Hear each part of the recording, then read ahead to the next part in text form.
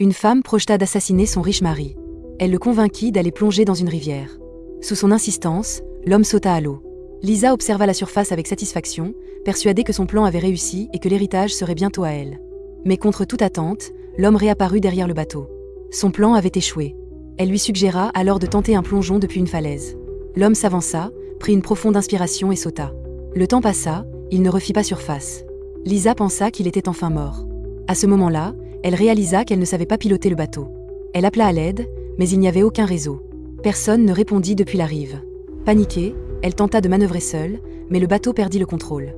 Elle coupa le moteur et comprit qu'une cascade se trouvait droit devant. Elle rassembla ses affaires et s'apprêta à sauter, avant de se rappeler qu'elle ne savait pas nager. Elle lança un gilet de sauvetage à l'eau, puis regretta aussitôt son geste. Le bateau était sur le point de basculer. N'ayant plus le choix, elle se réfugia dans la cabine, et la rivière la rejeta finalement sur la berge. À son réveil, toujours aucun signal sur son téléphone. Désemparée mais déterminée à survivre, elle se maquilla soigneusement, enfila une robe rouge et s'enfonça dans la forêt. Elle remarqua des traces au sol et aperçut un ours brun cherchant de la nourriture. Tentant de s'échapper discrètement, elle fut repérée et poursuivie. Elle trébucha à cause de ses talons, les retira et les lança vers l'ours, qui les prit pour de la nourriture. Lisa s'enfuit jusqu'à la tombée de la nuit. Tremblante de froid, elle tenta d'allumer un feu, sans succès, et ne put que bouger pour se réchauffer. Soudain, elle eut l'impression d'être observée. En fuyant, elle trébucha et s'évanouit.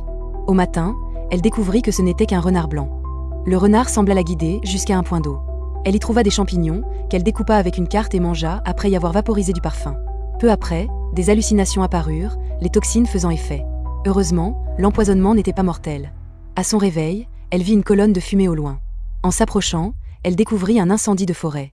Pétrifiée, elle fut soudainement coincée sous un énorme arbre qui s'abattit, immobilisant le bas de son corps.